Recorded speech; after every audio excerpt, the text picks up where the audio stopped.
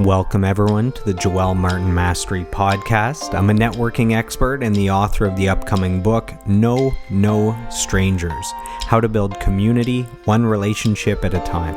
My why is the pursuit of mastery, and the goal of this podcast is to lock arms on a lifelong mission of daily personal growth to become the best version of ourselves. So let's dive in to today's episode.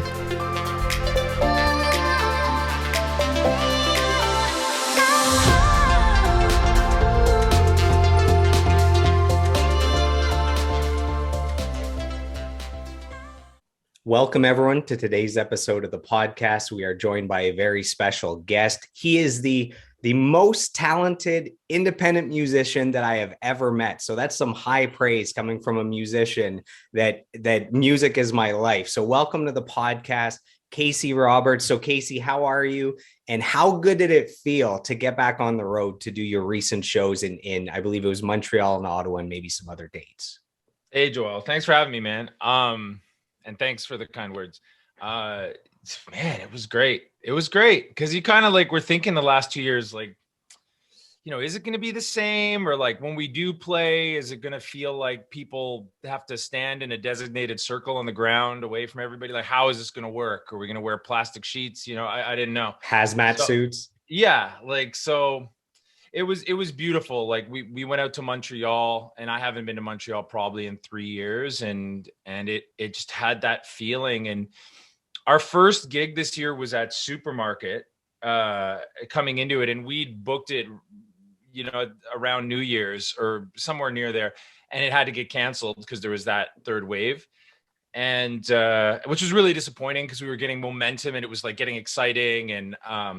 And so then it's oh, you got to move it. And you kind of lose that initial momentum of that show. But the cool thing was when we played for everybody, you can feel a sort of especially coming right out of the quarantine or whatever you'd call it. It was people were give us something, we want this. And all the musicians are yeah, we really want this too. And it was just such an obvious exchange where everybody just really knew that they wanted to be there and do it. And so it's been like that. And I think that's really beautiful. It's the value of music has kind of had a chance, live music has had a chance to be kind of tested. And I think people are yeah, this is good for the soul, on both sides, the stage and in the audience. You could feel probably a sense of release from the crowd and a sense of appreciation for the live music, because there are points where over the last 2 years where you didn't know if live music would ever come back, right before the vaccines and before all that. Which is traumatic, right? Especially when you're for a lot of artists and musicians, we're built of experiences. Music are concrete bricks in our personality, in our life, and things that have got us through tough times. And I think it's much more expansive and beautiful than something you lean on, but it is something you lean on in tough times, and it's to have this tough time where you can't lean on it. It was strange. And for me, I didn't have the urge to suddenly just start posting and creating at home during the pandemic. I wasn't oh, I'm going to keep up my content and I'm going to make things. And because you're kind of what is happening here? And for me personally, the way I am as an artist or sort of a reflective person, I had to take a step back. I had to just kind of go what is this? What does this mean to me? And you sort of hear the echoes of your own insides kind of going off, and you're okay, let's think about this. So I think now it's interesting because everybody coming out of it, you kind of feel these people, everybody's got their own journey that's kind of coming out now, the lessons they've learned, the ways they've grown to understand themselves better. It's all in everybody, and it's a different story for everyone. So you sort of see people coming out, and obviously there's the old habits that are clicking in right away. It's the machine's back on, let's go. But I think everybody probably, I can't speak for everybody, but I know personally, I want to carry the lessons that I learned about myself and about who I want to be into the world that I was in before all this stuff happened, A big part of mental health a big part of the issues is where a person looks to the future and they can't see a future that's better than the present.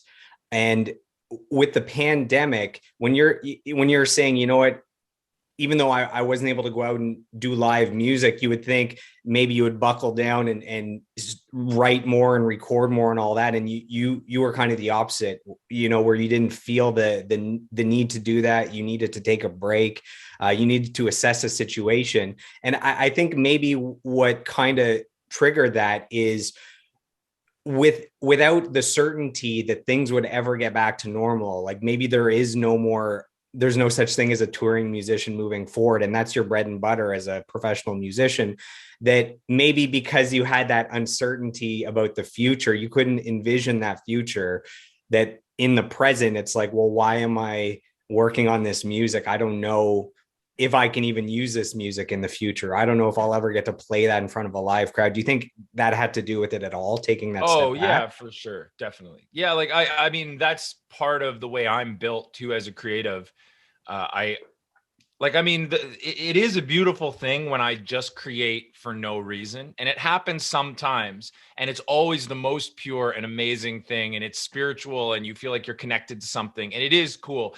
But I would say there's always this driving force of like, I like to have a goal ahead of me. I like to have a canvas to paint into, because otherwise it's just too wild. Like you're in space just floating around. Like it's like, to me, knowing I have a show coming up, or knowing that I decided to make a record, like I am going to make this record, as opposed to like, I'm going to just write some songs and maybe one day they'll end up on a record. Like that's not how it happens for me. And with social media, like I've kind of been there since its inception, right? So it's like, as I go through it and as it evolves or devolves or whatever's happening, it's kind of like, it's clearly there's like such functional things about it, and clearly like our whole like mankind is evolving into this kind of like, this is part of our social hit now, is like, this is how we connect to each other, this is where we look for those things that we used to look for just by being in a tribe or being around people, and now it's like,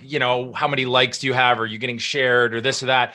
And I think when it hit, to me, it's the truth just kind of comes out, and you're just kind of like, this is like kind of can be toxic, because like the last thing I want to do when like a traumatic situation's happening, where a lot of people are hurting, a lot of people are losing their jobs, a lot of people are getting really sick, people are afraid, like they're like you say, there's like no idea of what exactly is happening. Your instinct is to want to be around people, to like comfort each other and be close, but you can't. And it's like, the last thing I want to do is like post a selfie of myself, you know what I mean? And be like, look how I look today. It like But feels first, let me take a selfie. Yeah. yeah, it's like counterintuitive to me. It doesn't feel true. Right. So some people, I think, and no offense to them, I think it could have been a defense mechanism for some people, where it's like, it goes in and they're just like, every day, like, let's get through this. We're going to get through this. But I think that runs out, right? When you realize it's like something bigger is happening. It's all very confusing. I just have my feeling and take on it, but it was good for me to take my own step back and get more into like meditation and sort of just examining things for myself, was a good thing. Yeah, I was the same way, where what I was doing didn't necessarily feel congruent anymore, where you weren't sure if you wanted to post this or share that. Leading into the pandemic, I was writing a book on networking, on building community, on relationships. And then suddenly it's 2 years of like, you better not have relationships. You better not see anybody. Like you go home and you sit there by yourself. And it just didn't feel right to be working on that book. So I switched to other projects. Oh man. And also, I think we're very similar when you said that you love to have that goal to work towards. Like it helps you in the present to have that vision of the future. Mm-hmm. My favorite thing is to build something from scratch and see it through to fruition. Just knowing there's something that you brought to this world that wasn't there before you and wouldn't be there if you weren't there. So whether it's, writing, recording, releasing an album, it's like, that is, you can hold that in your hand. Whether it's booking shows or tours, where it's like, there was no show, and then you booked the venue, you booked the bands, you practiced, you did your promotion, you sold the tickets, and then you're at a sold out show, and you know how you got there from the start. Same thing with like starting a business or whatever. So I get that same drive when it comes to that creation and seeing it through. You mentioned that first show at the supermarket where you were excited to come back, and then it got canceled. I used to play the open mic at supermarket. I think it's on Free Fall Sundays or something. Yeah. Put on by Steve York and Tony Rabola. Yeah. I love that thing. So I used to play there. Actually, I organized a show. I'm pretty sure I organized a show where you guys headlined at the supermarket. I think maybe the Dreamboats were on the bill, or the Morning Thieves, or that would have been maybe it was. It was. I was doing a few at the supermarket because we played at Horseshoe with them too. Yeah. So I just, man, every time I talk to musicians, these memories come back that I forgot about. So I was going to ask about the supermarket show. You were saying that you were so excited, the lockdown had lifted at that point and it looked like you could finally play again. And then that show gets canceled. That's disappointing, but also I feel like you would then be nervous that the next time you book a show that people just don't buy tickets or come out because they assume, oh, well, it's most likely just going to get canceled anyways. That's part of the heartbreak, I'm thinking, not just that you didn't get to play, but it's almost like the crying wolf, like, oh, next show, people probably just don't have faith that it's going to happen. Yeah. Or people are afraid that it's unsafe, True. like it's hard to tell what's like, even the supermarket, like the second time, well, when it reopened, our show in February, that was the reschedule from the New Year's. It was like we had a snowstorm that night, and I know there were people who were like, "We're not going to come," also because, sorry, they're coming after me. Toronto living, But like, yeah, there was the snowstorm, and then there was like, people who just, I think maybe have a family member who has like some immunity stuff, or and they're like, I don't know if I'm ready to try this until I get the third vaccine or whatever it was. So it was still a really good turnout, but you could feel it was like, it was tough. So we just lucked out with like having, it felt really good because it's like people who come, like, they know the band, they you'll bump into them and they'll be like, hey, I don't know if you remember me, but I'm, I used to watch you at the Beaches Jazz Festival, or like I saw your show with Lettuce, or I saw when you guys your CD release, or like, and it's kind of like people from different areas of Toronto that may not have been able to come to the last shows before the pandemic, but this one worked out, and that kind of stuff is really beautiful. Like I find it like it's really like, wow, it's like that feeling of like, as artists, we're making waves and you just never know where your waves are ending up or who it's reaching. And that's kind of our job, right? Is just to take care of ourselves and make waves and do the best we can and try and send back the inspiration that like we've gotten from artists, because I think that's at the heart of it, right? Like, I'm sure it's kind of the same for you in some way. It's like, we got this gift growing up listening to music, and it like filled us and like made us resonate with like inspiration and excitement. And now it's kind of like, it's to some extent our job to put those waves back out into the world. And so when you see it kind of like resonating, it's very satisfying, because you can get so caught up with the minutia of like, whatever it is, social media, or like the new place that you have to compete to like just exist as an artist or a band. And, just everybody's sort of trying to figure out their finances and their family and their life direction. And you're like, hey, let's do this fantastical thing of like getting together and making this really energetic, funky, positive art, and it's like, everyone's like, well, I'm really down in theory, Yeah. But like like a good idea.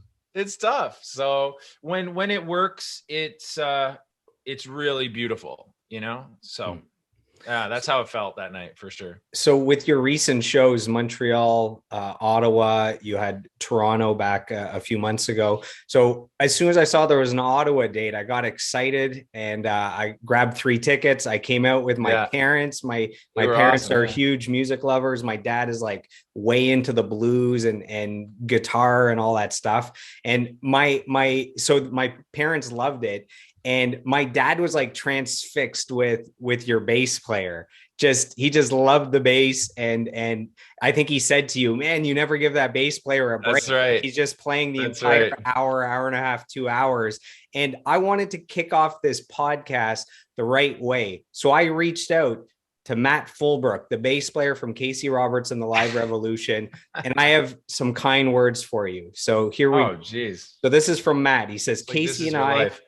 here we go. Casey and I have been close friends for nearly 30 years. So he's part of the inner circle of my inner circle. Let's start with the easy stuff. There is literally no musician, no guitarist, no singer, no songwriter anywhere who is so consistently astonishing in so many ways. Hooks, chops, melodies, stories, positive messages, and the superpower to always have gas in the tank to come up with the next great idea. But anyone who's ever heard his music knows all that already. What people don't see is his limitless investment, not just in his craft, but in the people around him. It's not that he's patient. I think he'd agree that that's not the best word to describe him. It's that his dedication, his passion is, at least in the many years that I've known him, completely endless. It's clear in the sacrifices he makes for our music, but more importantly, it's in his willingness to drop anything for me and others whom he cares for. I love him like crazy. Matt Fulbrook, bassist, Casey Roberts, and the Live Revolution. How does it feel to hear kind words like that? We don't get that every day. It's beautiful. I mean, you can tell why I've played with that guy for my entire life. You know what I mean? Like, it's just, he's probably my best friend and just like an absolute rock in my life. He's like incredible. I mean, he was, working 9 to 5 corporate governance, like helping boards of directors around like corporations all around Canada and in the States. He flies all over the place and he's working on them. And, he's a wonderful partner to his, basically wife. Right. And, he keeps in touch with all his friends and he cares about people and he plays the fuck apart. Am I allowed to swear? Yes. Okay, he plays the fuck out of the bass, and like he's played the fuck out of the bass since I met him. Which I feel sorry for his bass. He plays so hard. Yeah, his bass, but he takes care of his bass afterwards. There's like he checks in with it afterwards. Yeah. So anyway, he like I met him when we were 15, and it was like, I went to North Toronto High School. And I forget where he went, wherever that school is around Forest Hill-ish or somewhere around that area. I might be getting that wrong, like St. Clair and something. So he was out there and I just, it was like one of those things in Toronto where as musician, you sort of like hear where the other musicians are in the other schools. You like meet someone, they're like, hey, you should meet this guitar player. He's like maybe better than you, like something like that. And you're like, no, he's not, and it's funny because like a lot of these musicians, like the ones that you would have pegged back then are like still musicians, in some way or another. But he was, it's just like this guy said to me, my friend Dylan Murray, who's a good friend of mine, who went on to do his own music and was signed to Nelly Furtado's label. And Dylan and I met in vocal class, grade 9 vocal. And we would just make each other laugh. And then we started writing songs together in my high school rock band. But anyway, he was always the one who knew all these people from different schools. And he would say like, yeah, like this guy, he can really play bass. And he's got his own record. And he named it after the same street that I live on. We both live on the same street. And it was called Witchwood. And that was his high school band. And Matt wrote everything and played bass, but like he listened to Primus, he listened to Red Hot Chili Peppers. Like he could do all the Primus. Those are very bass heavy bands. Yeah. And I think he even sang on the record, and it was just like when I heard it, it sounded so mature. Like the bass sounded so developed and big.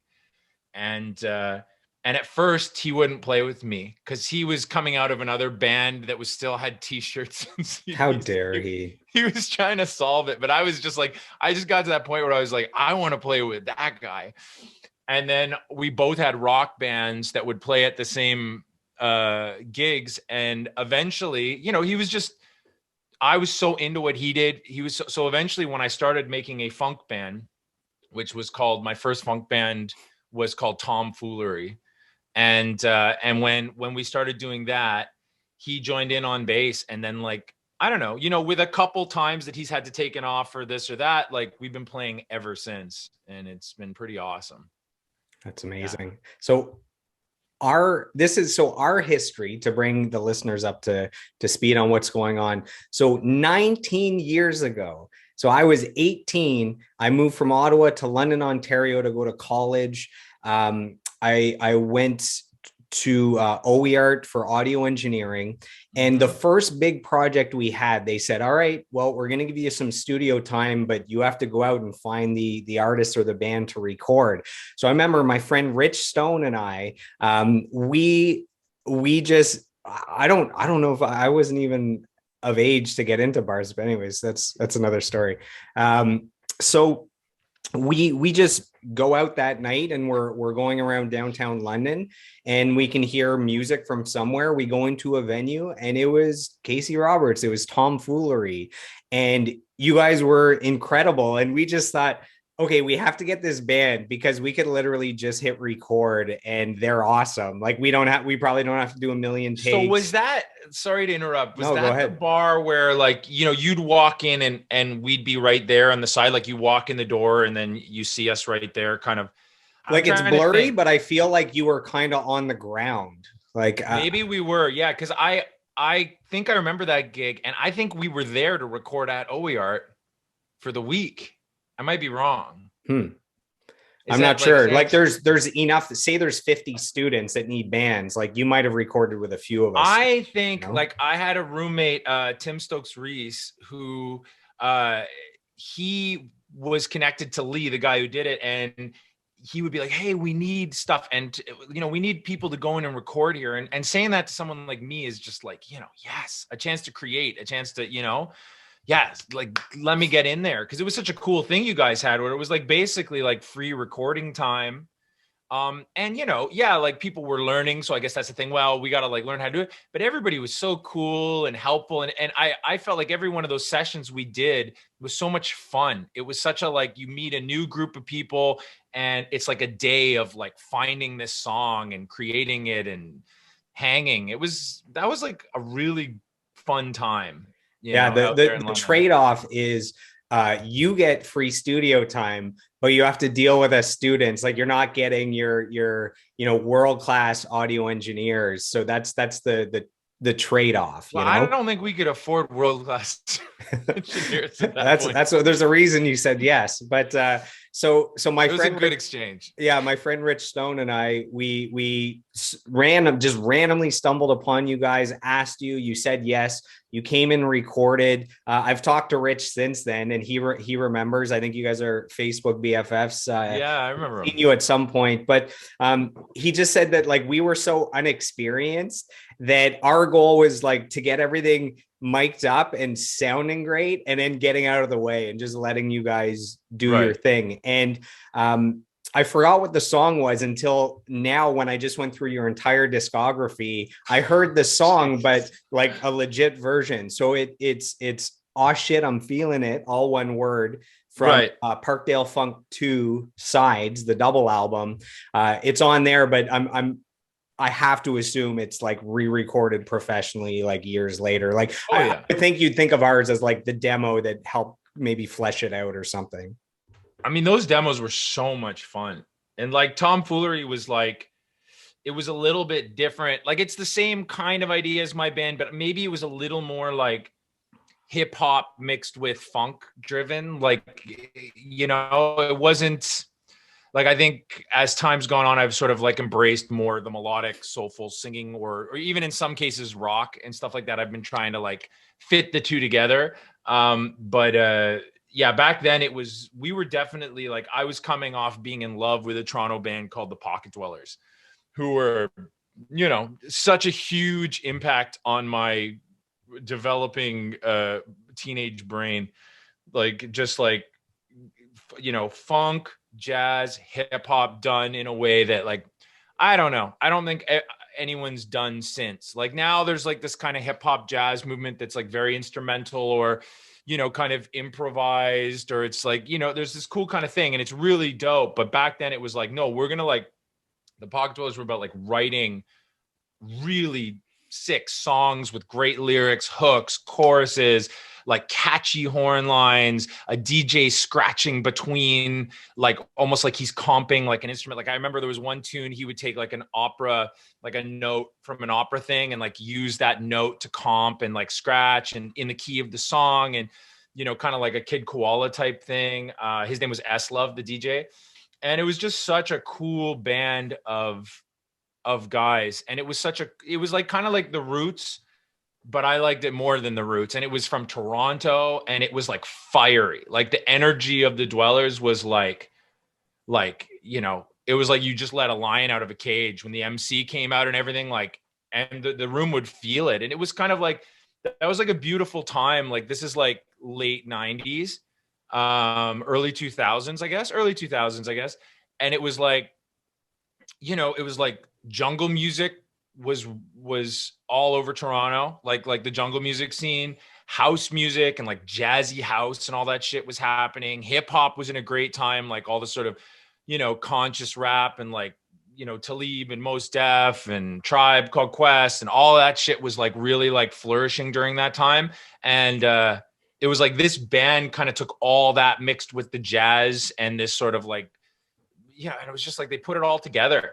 And I remember like it was a total switch for me, like a paradigm shifter. Like when I saw them, it just put together all these undeveloped like, because I think when we're young, we like put styles in like different cupboards. You know what I mean? It's like this goes here, and this is this kind of person that listens to this kind of music and wears these kind of clothes and has these kind of values, and then da da da da. And for me, that's always been tough. Like I don't feel that way. I still don't. Like when I meet somebody who's like really like in a Only style, metal. I admire them. Like I admire the passion they have for that style, but it's like it's just not the way I view music. It's tough for me. Even when people kind of go, "Hey, Casey, the funk guy. Hey, Casey and the Sunshine Band." Like I'm kind of like, "Yeah, like you know, like that's not who I am." It's just like this thing that kind of started building in front of me and I kept building on it. But it was, you know, like meshing styles, like that's my favorite kind of music. When you can hear like an artist and you go, man, they like this person and they like this person and they like this person. And somehow they found a way to put that together in their own voice, in a passionate way. Like, I'm like, fuck it, I'm in. Like, that's it. Right. And yeah, it's like, maybe they're not completely inventing an absolutely new style, but it's like, you know, they're blending things that only they can blend, I guess, is kind of what it is. And then because I do think that like as much as we can be completely original at times, in some ways, I feel like we're built of the bricks of the people we liked. So it's like when I'm playing guitar, I can hear, you know, it's like these little, oh, there's this guy, or there's, you know, when I write this song, oh, there's kind of like this chorus has a little bit of that and has a little bit of that. It's like these ghosts living inside us that kind of come together, but it's like the way it forms that's beautiful. It's the way it evolves and moves forward, right? So the Dwellers did that. And so like when Tomfoolery happened, it was like literally I was just starting to go to Humber. I was suddenly meeting all of these like fantastic jazz musicians. And I was trying to like, you know, digest jazz, because it was like, even though I understood some of it and it was like you're meeting people who were like deep in it and had a deep language of it. And you're kind of going like, what do I like from this? And how can I use these tools? Because you're hearing it in jungle, you're hearing it in house, you're hearing it in these things. You hear like this Herbie Hancock keys in a house track, or you hear, you know, a jungle track that takes some cool kind of, you know, sus9 chords moving around in some foggy, cool way. And to me, all of those sounds kind of came together in this like urban, sophisticated, soulful, kind of edgy way. And that's how it like presented itself in my head. And when I'd listen to like, whether it be even like a Jamiroquai tune, or it was like, you know, Andy C, some like drum and bass, or like, I would just like, I'd see the city lights, I'd see the streetcar, I'd see like you're going out, it's Friday night, you're going to see your friends. And this music just kind of like pulls you along. And so like, I think that's tomfoolery was my first shot at kind of interpreting that and like trying to put that into music as like a sort of young musician, you know? If that if that praise and that description for the Pocket Dwellers doesn't get our listeners to check them out, to check out their music, I don't know what will. You know, the thing that I hate is that the record they made that reached me the most is called Digitally Organic. It's like seriously like a fucking work of art in Toronto. But the thing is it's not on Spotify, it's not on this. And I don't know all the ins and outs of it, but I'm pretty sure it has something to do with the record label shelving their shit. And I don't want to talk about it too much, but like, because I don't know the ins and outs.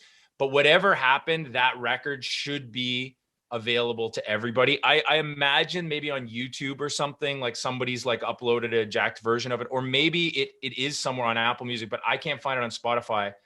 But I would say to anybody who likes jazz, funk, hip hop, try to find Digitally Organic and just listen to that record, because that record did not leave like my stereo for like months. I would go to parties and I would just force that CD into the speaker for everyone to hear, you know, because I was like, this is too good, you know.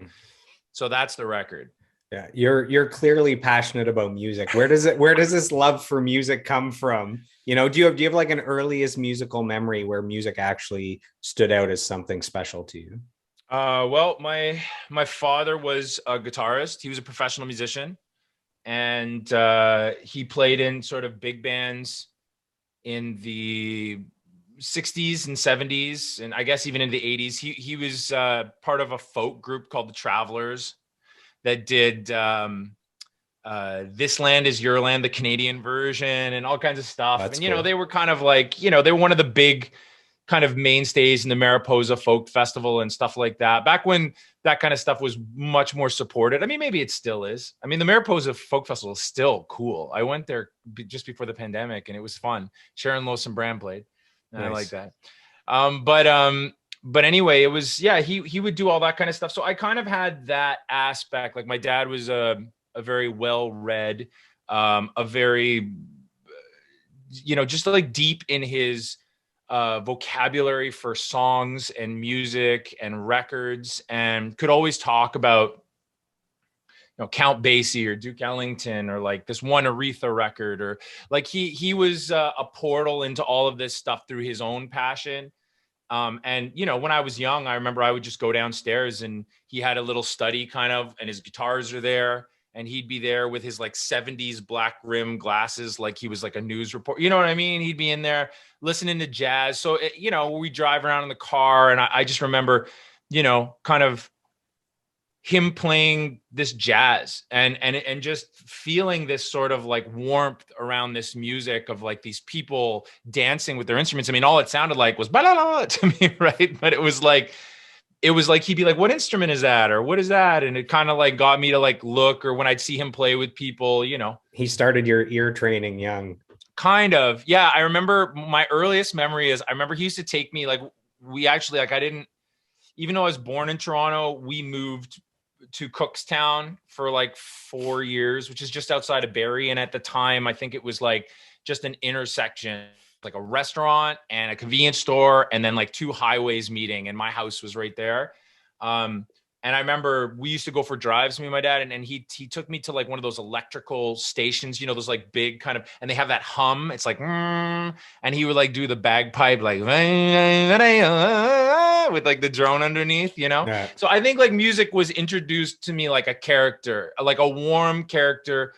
There wasn't a lot of pressure around it then. And I think that's maybe a good thing, is it kind of came in under the radar. It came in as like a color or an emotion or an expression, like instead of a task, you know, because eventually, like, you know, I think I picked up a guitar when I was like, I got a guitar for my birthday when I was 7.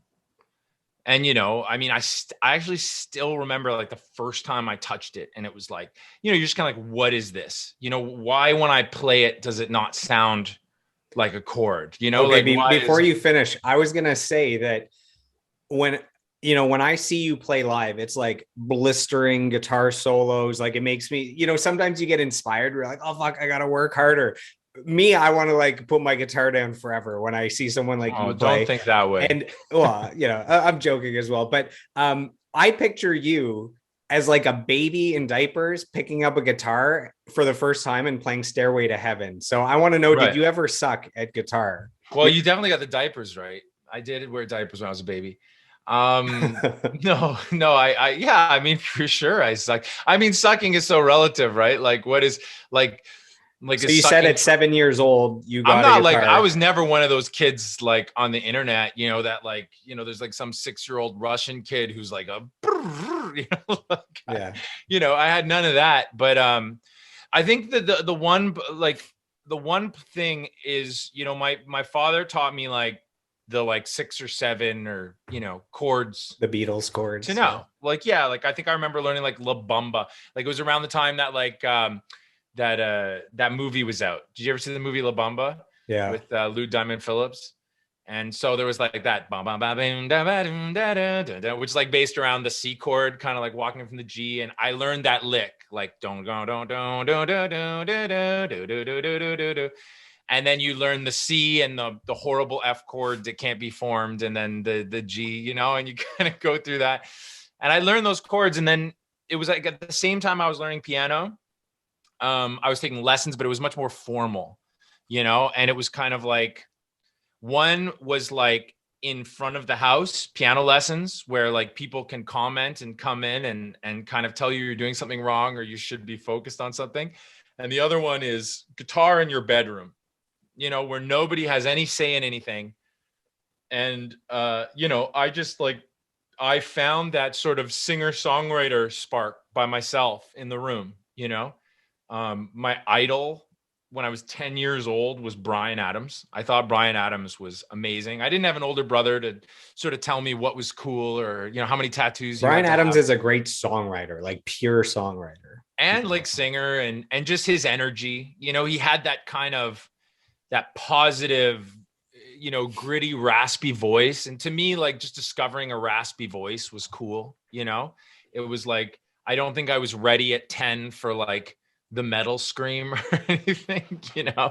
So it was like, and then you get to school and then people are like, what? You like Bryan Adams? Like, what the hell's wrong with you? Check out Guns N' Roses, check out Nirvana, check out all this stuff. And then you do. And then that changes everything. But for a while there, I really liked Bryan Adams. So I would kind of, just through those kind of like 4-chord song kind of thing, I would just sit and write songs.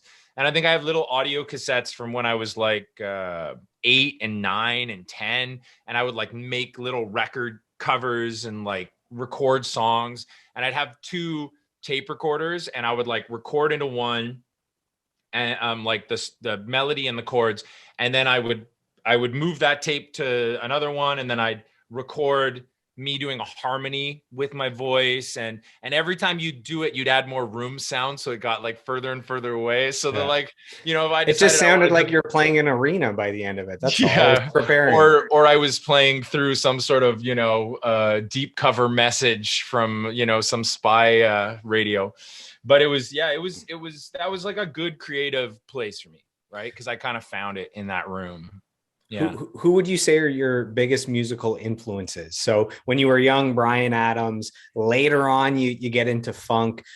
Who would you say are kind of the pillars of influence that created the musician you are today? Yeah, it's funny. I like this is one of those questions that it totally exemplifies why style is a tough thing for me to relate to other people. Because the thing I relate to is I think it has something to do with melody. It has something to do with really meaning what you're doing a lot. Like I really like to feel that people mean what they're doing and that they're in it like the whole kind of playing it cool and making music thing, like just kind of like, yeah, this is easy. Like, it's never appealed to me, I mean, it's awesome, but it's like, I like to see people sweating and pushing and digging and reaching. And so for me, like that that was like, at first that was Bryan Adams, you know, just because I saw those, like the notes and the rasp and the energy. And then when I went to school, and I mean, I think this is the experience for a lot of people around my age, which is like, you know, when you hear Teen Spirit for the first time, when you hear that Dave Grohl beat, you know, like it's just like so primal. It's so fucking primal. I mean, it's just when you think about it, like how simple is a song like Teen Spirit, but somehow it was so different than anything. You know what I mean?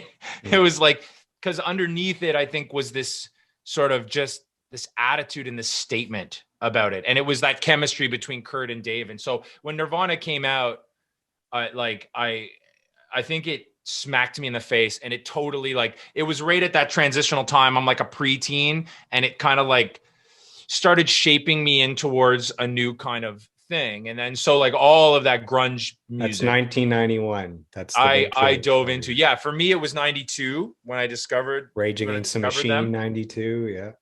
And you know, I remember things like you know, we would go up to the cottage for the whole summer, and there was like a record store in Bancroft where my cottage was, and like I remember I got Super Unknown, Soundgarden Super Unknown, and Stone Temple Pilots Purple. Those two like audio cassettes, because we had an audio cassette player at the cottage. And like I listened to those for an entire summer, and like just the lush harmonies and in Soundgarden, some of the time signatures and just the moods. Like it was such moody music. It was like so emotive and thick and like minory and driving and edgy. And it was like, to me, this was all like school. Like it was school in like, you know, how much are you going to mean what you sing when you sing it? And like, how, like, what kind of emotions are you comfortable sharing? And like, how, you know, what do you want to do with this? Like, where are you going to take people with your music? And I think with something like Chris Cornell or Kurt Cobain, I mean, it's like, they're such prolific dudes, right? So their bands, like, to me, it was like, I just sensed that prolificness.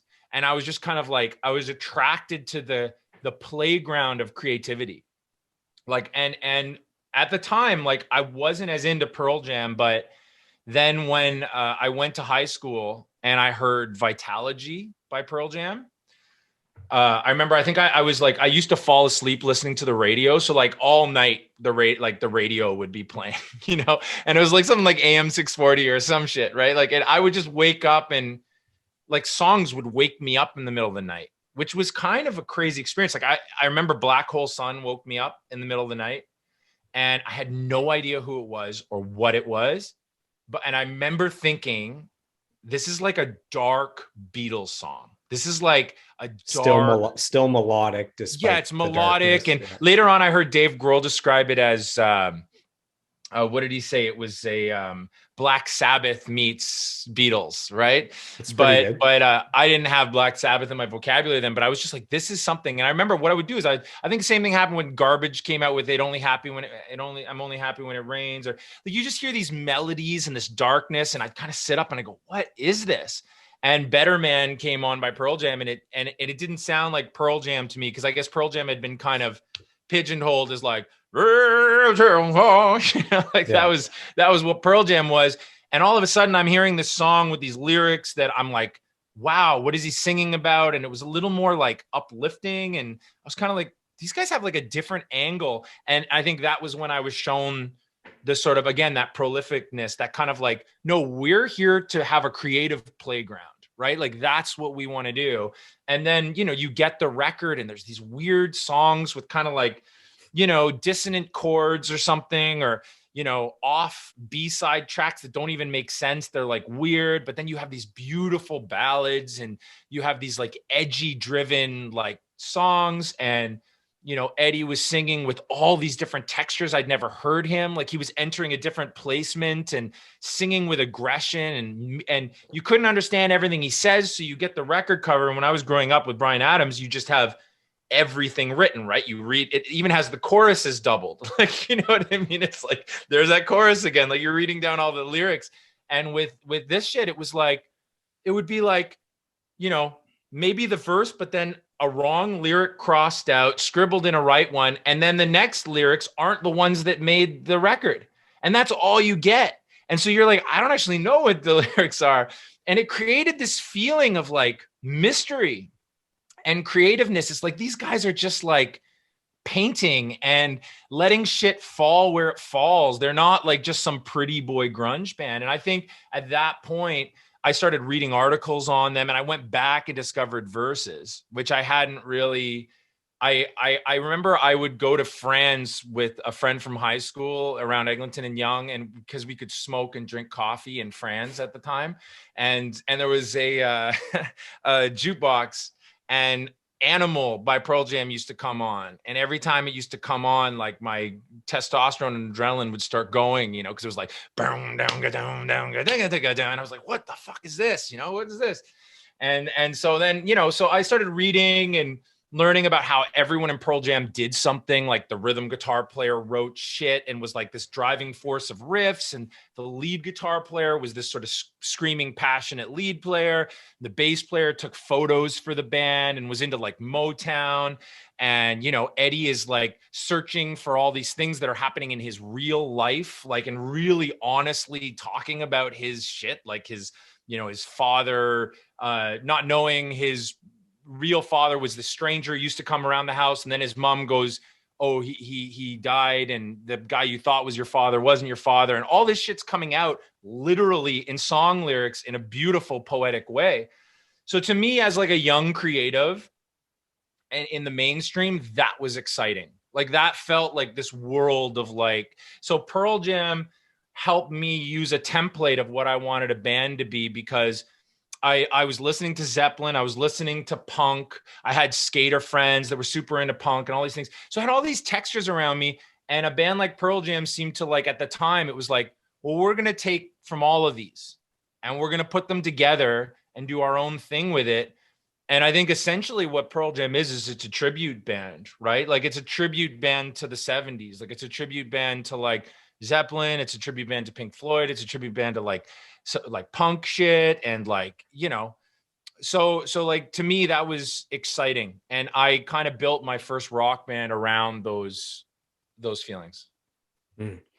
Man, to tie all that together, what's cool is you talked about Dave Grohl's description of Black Hole Sun. You talked about the album Nevermind being a game changer for you. So I'm like 3/4 done Dave Grohl's new book, The Storyteller, and it's amazing. And he goes through, you get like an in-person, like his point of view of all this history that between Nirvana and Foo Fighters and all those guys. And then you went into Garbage. And what's cool is the producer, Butch Vig, that did Nirvana, is the drummer for Garbage, tying all that together. And I have tickets for all of Blues Fest in Ottawa. The Rage Against the Machine, all these insane artists, and Garbage is on the bill with Alanis Morissette and Alessia Cara and all that stuff. Speaking of amazing rock bands, I have another quote for you. This is from Julian Taylor of Staggered Crossing. So Staggered Crossing, when I was 16, they had some huge singles, Further Again, Business as Usual. And, you know, he's a 2-time Juno nominee. And this is what Julian Taylor has to say about Casey Roberts. He says, Casey is one of the best vocalists and guitar players in the city of Toronto. He's a gem. Apparently, we used to ride the Avenue Road 67 bus when we were youngsters. I wish him nothing but success and happiness. So that's from Julian Taylor. Oh, it's so amazing. He's always been a musical force, always. And yeah, like that really means a lot to me. You know, yeah, I remember being 14 on the 61A bus from Eglinton Station back to where I used to live. And he would be on that bus, and the bus was like, he had a vibe, like this joyful, like I don't know if he was with band members or with friends, or it didn't even matter. It felt like he would just talk to people who was on there. And I just knew he was this cooler older kid that like sang and made music and all this kind of stuff. And he had such a vibe. And then a friend of mine, Jocelyn Black, her brother played bass in the band. Staggered Crossing. And then, so I would see as they would make all this, and he just kept writing songs and singing so good. And he had that thing too, that prolific kind of vibe about him. And then, yeah, we bumped into each other. I think it was like 2019. I was at the Mariposa Folk Festival playing for a singer named Brooke Paulson, who's really great. And yeah, I just bumped into him, and I was like, hey man, we used to ride the bus together, And he's like, oh, that's awesome. But that means a lot. He's really done some great shit, and he's, having him say that I'm a good vocalist means a lot, because he definitely is.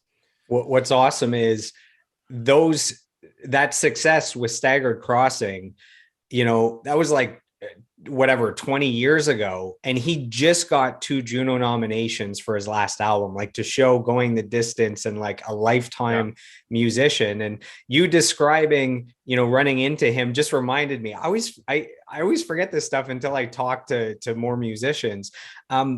A few years ago, I was dating someone from Georgetown, Ontario, so this little place, I don't know, an hour outside of Toronto, and we were in her hometown, and we just decided to walk down the main street, and we went to this little cafe pub, and Julian Taylor was the featured art. Like I walked into a Julian Taylor intimate acoustic performance, and I was like, what the hell, this is the best. And we stuck around, and I talked to him afterwards, and yeah, I forgot that happened. That was awesome. My feeling on him is I really think he reaches a lot of people. Like, I think he's affected and touched a lot of people across Canada with his music, and it's very inspiring. It's very inspiring because, like, yeah, you get, like, I think that I'm so happy when he got the Juno, because it was like, yeah, he deserves it. He really does. Absolutely. So we talked about, you started as Tomfoolery, you shifted into Casey Roberts and the Live Revolution. Where did the name the Live Revolution come from? I have to assume, because you guys are awesome live, that there's a big focus on the live aspect of the band, but you could maybe give the history of the name. It's not necessarily like I want to make up something. I want to make up something imaginative, but I was in this band Tomfoolery for a couple of years with, some awesome musicians, and we were starting to build like a sort of college kind of crowd that was getting big, and we were packing places and kicking butt, and it was great. But it was like, as opportunities started to come out, and like, man, having an 8-piece, 7-piece band is I don't know. It's like I'm purposely trying to make my life difficult. You know what I mean? And it's, like, people would come and go or not be able to do things. You'd get some recording opportunity that would be, some friend of yours is like, yo, I've got this awesome studio I can get you, but you have to come for these dates. And then people in the band wouldn't be able to do it, so you'd miss the opportunity, or you'd book a gig, but something got miscommunicated, and you show up and some of the people don't show up, and then you got to do the gig alone or whatever. And like, things like this were happening to me. And I'm very sensitive to that kind of stuff, because it's kind of like, I think I wanted to have a band. I always wanted to have a Pearl Jam or a Pink Floyd, or, I wanted to have this sort of brotherhood, and I wanted to kind of do my part and put my creativity in, but have other people sort of do it as well, which, it's just, I guess it's tough. I have like a very kind of, I'm so passionate and I'm so driven that I'm sure I take up a lot of space, physically and, musically. And I think it came to a point where, like, Tomfoolery was bothering me so much that I was working so hard for this band that was kind of like an equal, like, we were all in the band equally, but it was like I was doing everything, and it was draining me. And so I just decided I'm going to start my own band and put my name in it. And it was never something I was excited about. Like, I always wanted to be behind a name. Like, I didn't want to come out kind of and put my name there, but it was a purely functional thing where it was like, yeah, if I want to continue to do the thing that clearly I want to keep doing, I have to be able to establish relationships and have my own name move forward, just so clubs remember me, or I have like trust from the people who I've been working with and building with. I don't want to keep starting again. And, you know, so the first thing we did was I just threw names after my name. Like I probably put like 2 seconds of thought into it. Like that's like, you know, it was just like, the first thing was like the raw blue. I don't even know what that means. It kind of sounds disturbing. It sounds provocative. Yeah. I don't know. It was probably just liking words like it's raw music, and it's like, you know, maybe the blue was supposed to represent some sort of blues or soul or something. I'm not sure. So I kind of went with that name, and it was just like, all right, let's do a gig, you know? And then at some point it just became Casey Roberts for like a short amount of time. Like I think there might be one record that's just Casey Roberts that doesn't. And then I decided to call it the Live Revolution. And like the simple thing behind it was, again, it was just like, I want to set a bar for what I'm trying to do. And the Live Revolution sounds like, you know, like at the time it was like, well, how the hell do you have a live revolution? I mean, that's a pretty presumptive thing to say. I mean, a revolution, like what, you're the live revolution? And it wasn't about that. It was just about kind of like setting a little fire under the ass. It was like, well, if we're going to be in a fucking 8-piece live band, let's make it like the best band we can, you know, let's really push this. And I also sort of believe, like, in terms of names, as much as you can try to put something clever, or everybody sits down and writes down 1,000 names, I think at the end of the day, your name becomes what people associate with the band. So it's like, you know, at first you hear a band name, you're like, that doesn't sound so great. But if you end up loving that music, after a while, that name melts into something you love, because you're just like, I like this band, you know? So it was just sort of a name. And at this point, I'm sticking with it. That's my name, and I'm sticking to it. Yeah, it's hard to be called the Live Revolution and have too many bad shows in a row, you know? Right. Yeah. Right. I figured, yeah, like it would either self-destruct or keep going. Yeah. So in 2010, I moved from Ottawa to Toronto. I was there for a decade. And then I hadn't seen you since 2003, 2004, when I was in London. And it's like, there's no Facebook, you don't stay in touch. And then suddenly I'm in Toronto and I keep running into you. So I was working at Honey Jam, which is an event for upcoming female artists. Like I think Nelly Furtado got a big break at Honey Jam back in the day. And I was working Honey Jam and you were there, and it had been so long that I was like, Casey, like I think I recorded you, and you were playing guitar for one of the female performers at Honey Jam. And then, you know, I don't know, a week later, you're somewhere and I'm there too. And then we're both at the same like you kept saying like, man, are you like a part of everything? Like you were everywhere. It felt like you were a part of like every event in Toronto. Yeah. So you were everywhere as a musician, and I was everywhere as like you know, kind of a business guy or a promoter or something. So we kept running into each other. So you released Between the Cracks in 2012, and that's where I started to be a part of that universe of Casey Roberts and the Live Revolution, and you know, being familiar with where you're at musically at that point, and the band. And then I started coming out to see you guys. So you had your Nirvana tribute night, you know, playing the beaches every year. I went several years in a row. Basically, if I was trying to impress people, I would bring them out to a Casey Roberts concert, because I knew they'd be impressed with the musicianship. I know that they could dance, which is fun when you're bringing out people. And I know that we converted a lot of fans at those concerts. So I wanted to talk about Between the Cracks a little bit. So that album had your song Contact, which has become like a staple of the band. It's one of your most played songs online on Spotify. It shows up at most of your live shows. Like people want to hear that live. How did that song come together, and why do you think that that's become kind of a staple?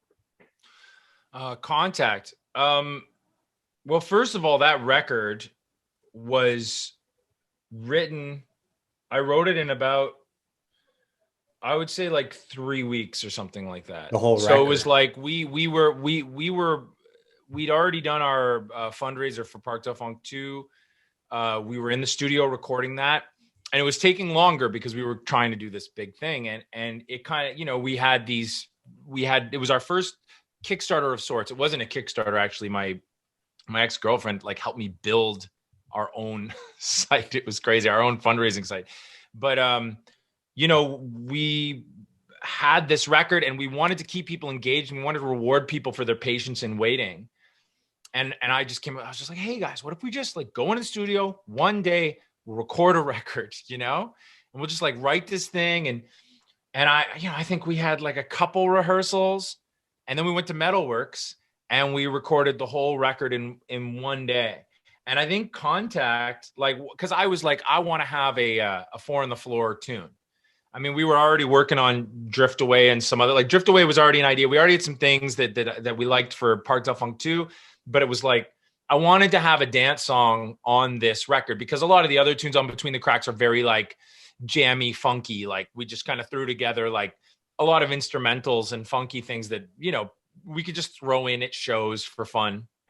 But like Contact, it was like I sat down and I programmed this house beat, like this kind of like funky house beat at like a respectable tempo. And then I wrote 2 songs over it. I wrote one and then I went, okay, let me try another one. And so one of them was Contact and the other one ended up being on Parked Out Funk 2. It was called Open Your Eyes. So like those 2 songs are just like 2 different song versions I had over the same beat when I wrote them.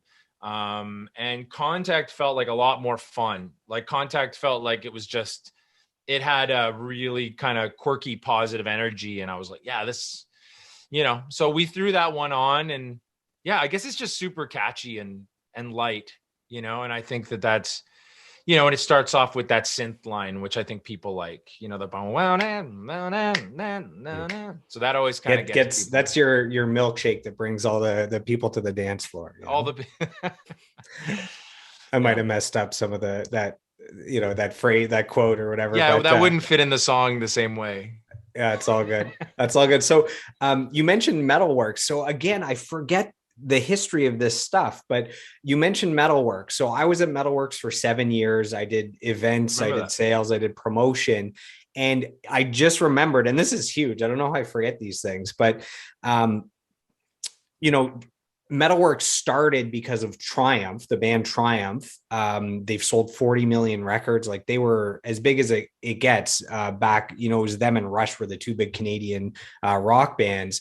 And the city of Mississauga announced that they were going to name a street Triumph Lane. There was a new street. And, me as like a 25-year-old, it was my job to organize this entire event. That was you. You were the one who organized that. Yeah. So I have to organize an event, the naming of a street. So like this huge Mississauga, like official city event, the naming of a street. I'm representing one of the biggest Canadian bands of all time. And they're like, okay, we need quotes from Don Cherry, from the mayor. We want to sell memorabilia to raise money for whatever. We want live performances. The whole band is going to be there. Fireworks. We're going to allow super fans to fly in from around the world. Like the venue only fits like, I don't know, 200, 300 people, but we're going to allow super fans to fly from all over the world with like special tickets. And I'm 25 and I'm organizing all of this. And I just remembered this. And the idea I came up with was, well, Triumph hasn't performed. Like you can't ask them to perform. So I said, look, I know like the most talented musicians and bands in the GTA. What if I get today's top performers to each do a Triumph song in their honor to show like the music lives on and like the influence they've had? And I asked you to play, and you guys played Never Surrender, which is like, my favorite Triumph song and one of the harder ones to do. Like you guys were ambitious to pick that. You could pick one that's just a few chords, right? More. That wouldn't fit our group. Right. So do you remember this? You guys played Never Surrender for the actual band Triumph, and it was awesome. Well, the ones that stayed around. Oh, they weren't all there by the end. I think the drummer, what's his name, stayed. The guy who runs Metalworks. Yeah, Gil Moore. So that was my boss for 7 years. Yeah, I just wanted Rick to be there. But you know what? We ended up recording that as a video because we did that. I think that was somewhere around the same time as we were getting ready for Parked Out Funk 2 or something like that. Like I think we were doing the fundraising around that time because I remember that was one of the songs we made a video for. And I sent that to Rick, and he got back, because that was, you know, if I want to impress someone, it's him, The guitarist, right? yeah. Guitarist, singer, songwriter guy, you know. And so I sent it. So we sent him the recording, and he dug it, and he like Nice. retweeted it, and you know, because yeah, like. And then the really cool thing is, somewhere on YouTube, there's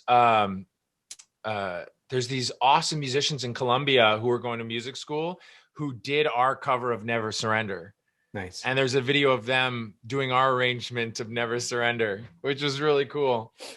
You know, I remember asking Gil, I'm like, man, what do you think? Like after you guys played, and he's like, man, those guys are super talented. So I guess because it was a long event, like it was, 5 o'clock to 11 o'clock or something. So I guess at some point, maybe some of the band members are a little older. They didn't stay for the whole thing, but I wouldn't stay. Yeah.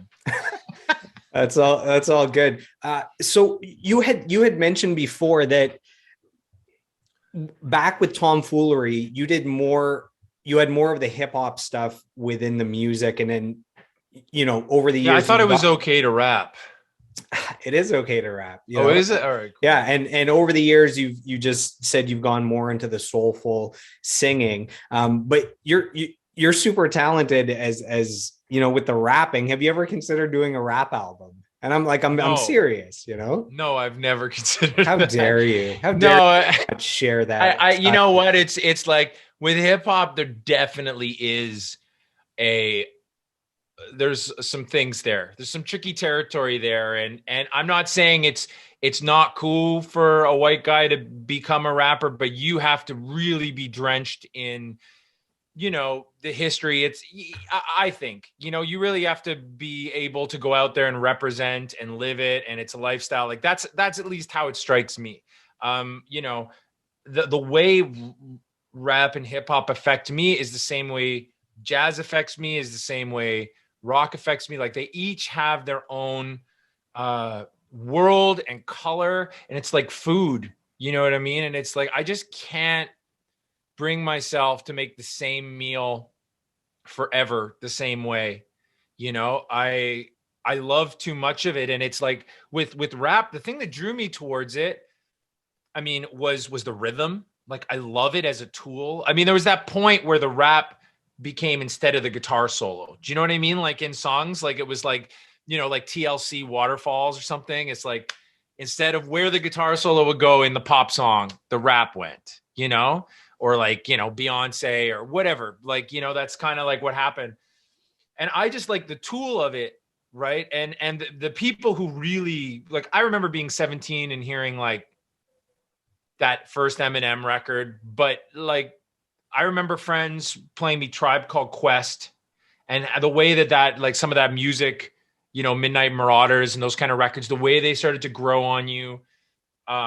When I discovered, one of my good friends introduced me to Mos Def, Black on Both Sides, which I would say was probably my favorite hip hop record. It may still be, like, if I had to give one record, like that I think from front to end is kind of a masterpiece, like I feel like Black on Both Sides. Again, from like, to me, it's like, it's not about the beats. It's not about the rap. It's about the overall creative playground of it, the prolificness of Mos Def, like the way it goes from like Umi Says to like way more intense stuff to like, I used to love that song he did with Busta Rhymes, Do It Now, off that record, where the two of them are like going back and forth and like playing characters and like playing off each other. And it's one of those like Pharoah Monchi kind of choruses where like, there's all these little traps in the chorus where like one guy says one thing, they answer it, they come back in together, like very like that's sort of just like, woo, like, live, like that would just fucking crushed, right? Yeah. Like where it's like, they're doubling like the way like J5 does or something like that. And in that song, I remember like there was like, in every verse, there was a part where this organ gets held, this creepy organ chord, and the rap would change around the creepy organ chord. Or like he had that song, what was it? Love. That's like the beat is like brushes on drums, and it's like this really close sound of the brushes. And I just loved that shit. And his lyrical stuff and what he talked about was super conscious. Like if you listen to shit like Mathematics is such a smart song off that record, where he like does all the math of sort of ways that the system is racist and all this kind of stuff by counting, like using, it was just so smart. And then I discovered Talib Kweli through him and Black Star. And then Talib became my favorite rapper through around the time where I was in Tomfoolery. And we had this gig where we got to play at sort of a side stage at Molson Park with the Black Eyed Peas. And I think it was Rihanna and Talib. And it was like, I went to an after party and Talib was there and I got to meet him. And I was like, this is fucking rad, like I really liked him. And so that was the kind of stuff where hip hop, but it was like, so I was like listening to this stuff and getting all of these like flows and feelings. And like, that's where I feel like I am as a musician is I react to feelings. So it's like when music has a certain feeling and I see, oh, look, this person's using this tool to emote this kind of feeling. I like that. That's what I'm drawn to. And I think that I'm drawn to that more than I'm drawn to aesthetics. Some people seem to be like, aesthetics is a big thing. Like, are you staying true to this sound? Are you using the right instruments? Are you using the right production? Or is this from this world? Does it fit into this box? And yes, like expand within this sort of aesthetic. And to me, I've always been much more like, no. I want the thing that makes you feel like this. I want to figure out how to put that in. And so hip hop to me it's playful. It's funny. It gives you license to be a little bit cocky in a cheeky way, but like without being serious. And it also is just like brilliant wordplay, like fast, rhythmic, poetic wordplay. And it's like, how the fuck am I not going to do that? Especially over a funk thing. And again, it comes back to the Pocket Rollers, right? Like growing up, listening to them do it. It's like, you have to, Nigel, the guy who was rapping in that band, like the beats he had to rap over and the way he hit rhythms and flows and just the thought he put into like the way he sent his message across. It's just like too fun.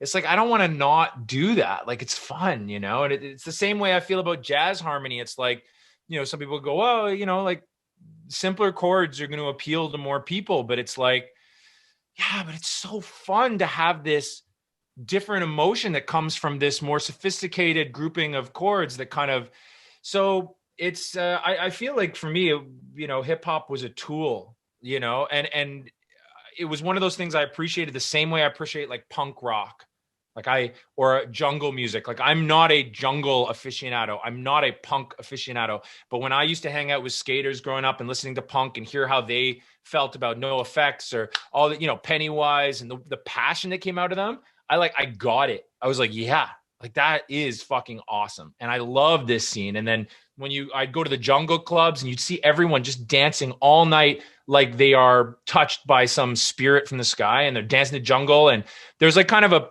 there was a kindness in the scene, and you see all these like kind of things, like somebody falls, everyone picks them up, or are you doing okay? Or like, yeah, man, we're just here to have fun. Let's do this, And I just I love these scenes, and what makes them passionate is just like, I can't be a hip hop artist. I can't be a jungle artist.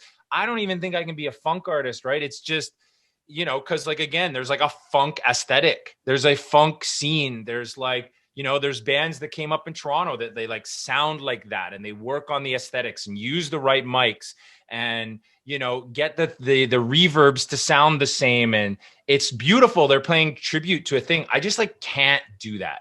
I need it to be an amalgam of what I think is honest for me and where my feelings come from as an artist. And that's where I reach for. Yeah. I feel like with the conscious hip hop artists that you just mentioned, that the artist Common would probably be in there somewhere. Oh, yeah. I feel that Common. feels like right in your, Absolutely. No. Yeah. He's one of them right there for sure. Yeah. Yeah. So after Between the Cracks in 2012, that was released as you were doing the crowdfunding, as you were recording your double album, 27 songs. So it's Parkdale Funk 2 sides. That was 2013. So that was when Kickstarter was really going. And I remember I raised $6,000 to do my album, The Tipping Point, in 2013. And I was like, that's incredible. Like, that's so amazing. And then you guys raised like 26,000. I was like, this is unbelievable. Like that the fans are showing this much faith. And, you know, if they're going to buy an album anyways, if they can buy it in advance, basically, then it funds the album that they're going to buy, and they'll get a better quality album and all that stuff. Like, I love that. So how much does it mean to you when you think back to those, you know, hundreds of fans that donated their hard-earned money to make that album happen? And that's the album that I'm most familiar with you guys, because I was around that scene at that time. So I remember you crowdfunding for that. I remember those songs. And that's kind of what I would dive into most now, I think, is the songs on that album to talk about. Like, I guess I'm trying to think of a way to talk about that, right? Because it's one of those things, like, it's a feeling inside that comes in waves. And at times it can be overwhelming. It can be absolutely overwhelming. And I was trying to think of a metaphor, because that's what I always try to do so I don't have to actually, you know, say too much. It's, I guess, just gratitude is like all you can. No, but I would say it's like when you know, like the thing where you like picture yourself like, you know, as like this person on a speck of a big blue planet that's actually a small planet inside a large galaxy, inside a infinite universe, possibly inside of a multiverse. Like, who knows how far it goes. On the back of an elephant. Like, and then, on the back of an elephant that's right back here again.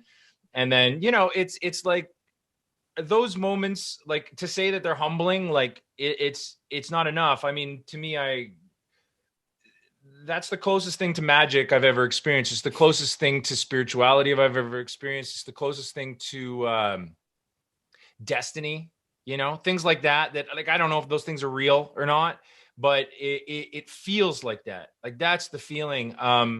And when you realize that you're like a part of something that's way bigger than you, but you're, you know, for me, I was serving a very important role, which is really beautiful to me, right?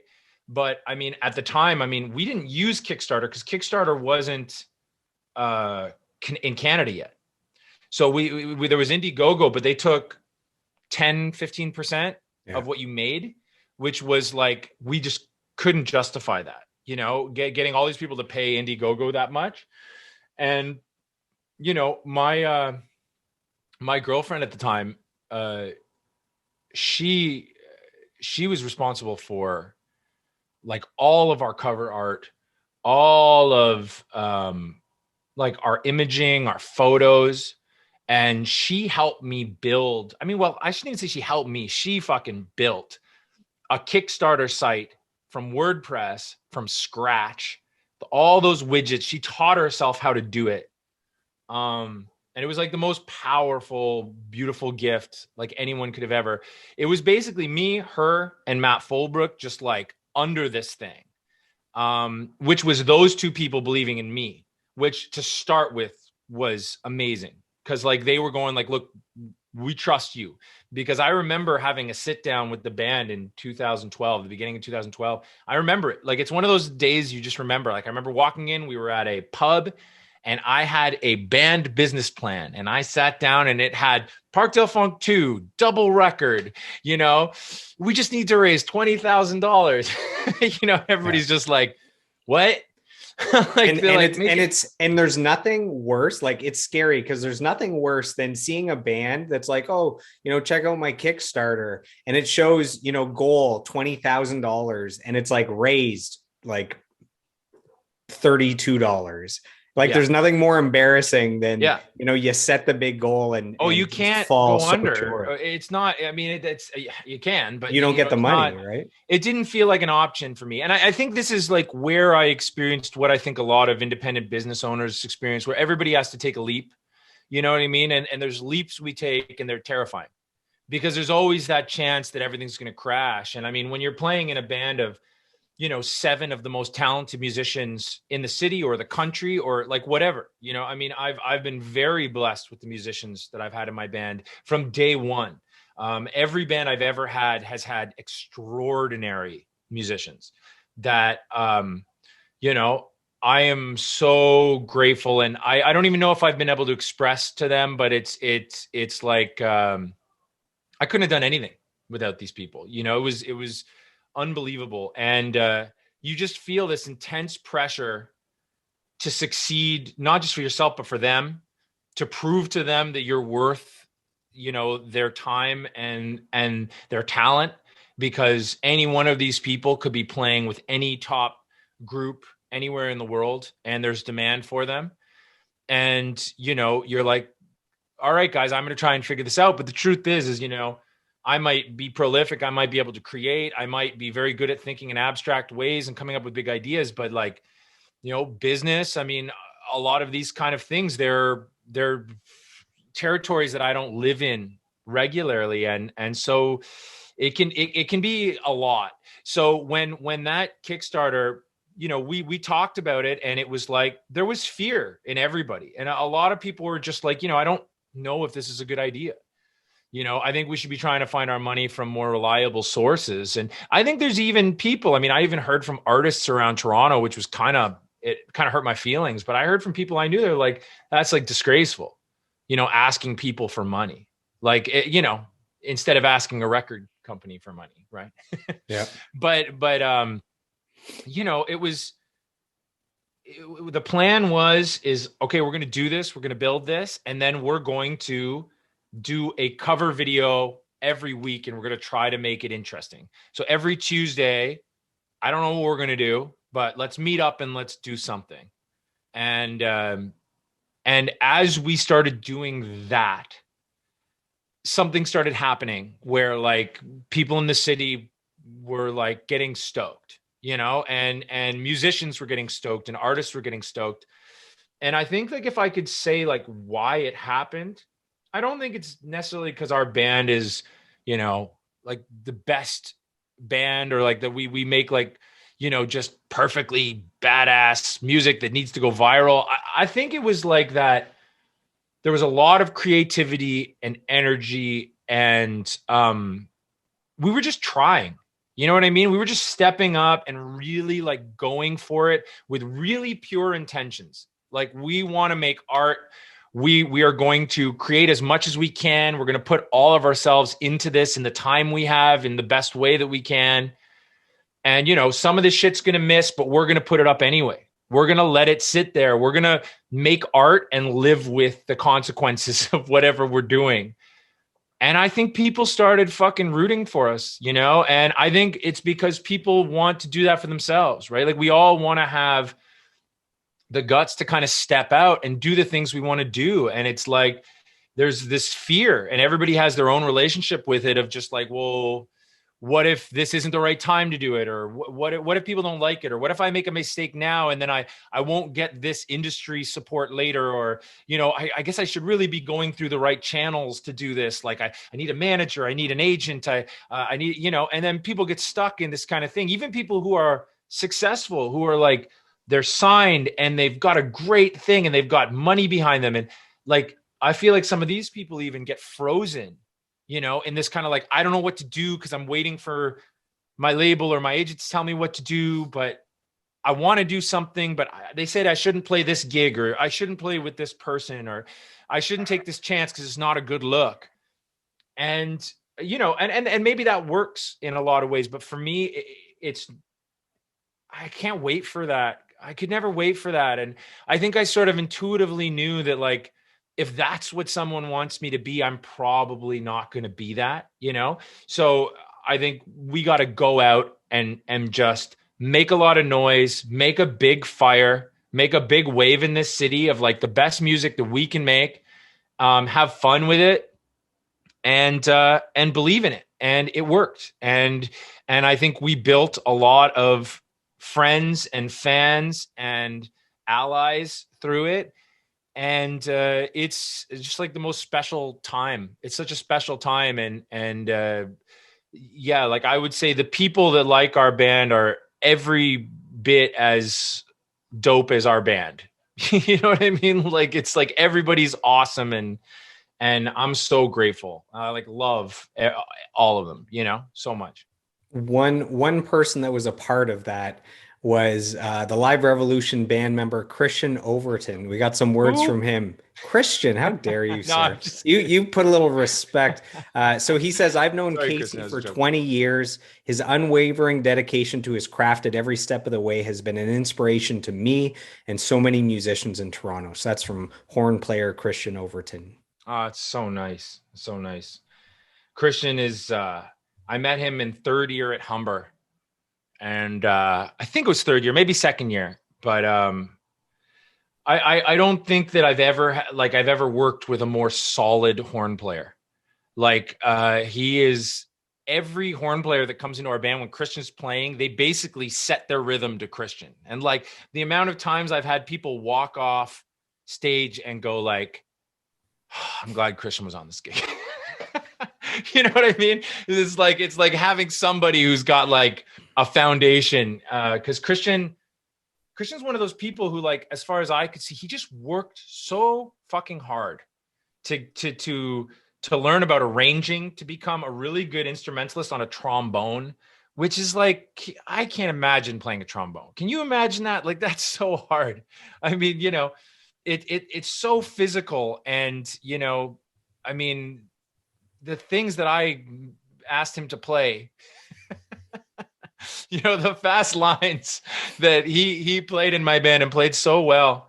And yeah, no, I've been very fortunate, and he's great. And one of the cool things that we did on Park Del Funk 2, which was beautiful, is he helped me collaborate and track down and organize, basically 12 string players to have on Park Del Funk 2. So we got our kind of mini orchestra on the record, and he conducted it, and we sat together, and I, came up with lines and harmony ideas, and maybe I'd try and attempt at writing a chart for some stuff, but he would take it and make it proper, and he would fix it and make it better, and then make it something that these wonderful string players could just come in and know what to do. And then he conducted it, and he did the same thing with bringing in a big band brass thing for one of our tracks, Battle for the Presidency, which has the strings and the It's like brass. 10 And minutes long, right? it's yeah, I don't know. The question about how long my songs are has to be down the pipe. Yeah. But Yeah. that one was the first. This is having no respect for styles here. The first half of Battle for the Presidency is just straight up like Shaft, like car chase 70s, like that kind of thing. And then the second half is like a Sigur Rós song, right? And I guess at Like, yeah, how do you decide that that's not two separate songs, Yeah, I don't know. I just, like, to me, again, it just comes down to the feelings. Like, to me, I was thinking, okay, this is about this race for the presidency. I think it was like the Barack Obama, like maybe his second run. And, just this kind of him in my mind being this sort of like character, kind of like, battling for doing what he wants to do. And then the second half was sort of like, in my mind, was like, what's at stake when what's at stake when you don't care? And I'm not trying to get political. There's nothing I want to say that's political right now, but to when we become indifferent and stop caring and stop trying to change and create the world we live in. So to me, that was like, those were the themes in my head, which are pretty open and wide, and then the rest just sort of came. So I liked that it built up to this thing and it kind of broke down, but stylistically, I think, like, it's hard to put that on.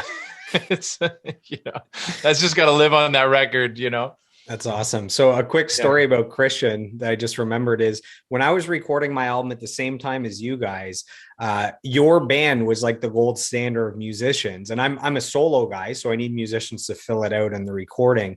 So I just went right to Matt, your bass player, and I'm like, hey, Matt, like, I'm doing a 6-song EP.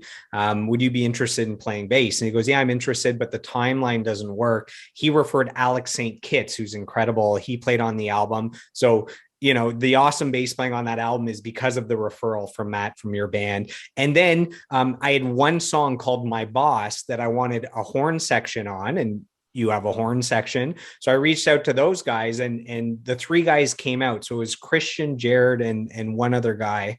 And Was it Steve Diet? I think, yeah, it was Steve. Yeah, yeah. So I tell them, you know, I have 3 hours booked. Like, I will pay you like by the hour for 3 hours. And I think they walked in, and like 7 minutes later they were done. And I'm like, that's a good, like, you know, you got paid very well, you know, 3 hours worth in 7 minutes. Like, if they're paid, you know, anyways, they were incredible. They're all great musicians. They walked in, and the 7 minutes was basically them warming up. Like, they had to warm up, and then we hit record, and it was perfect. And I was like, you guys can go. Like, you know, I'll pay you for the 3 hours, but you've done your job. And yeah, man, they're talented, eh? Oh no, yeah, it doesn't surprise me. They're all fantastic. I mean, it's another world, right? Than the world like maybe me and you come from, which might be, I'm making some assumptions here, but maybe a little more from like, you know, a basement rock kind of place, which not to say that those guys didn't grow up liking that stuff, but that whole sort of like coming through the band room in high school and going into jazz bands, it's like a different thing, right? And their comprehension of reading and arranging and understanding how to adjust things in the moment and deliver a soulful thing on the horn with maybe never ever hearing the song until the moment they show up. Like, that's a beautiful thing, right? It's a beautiful level of musicianship.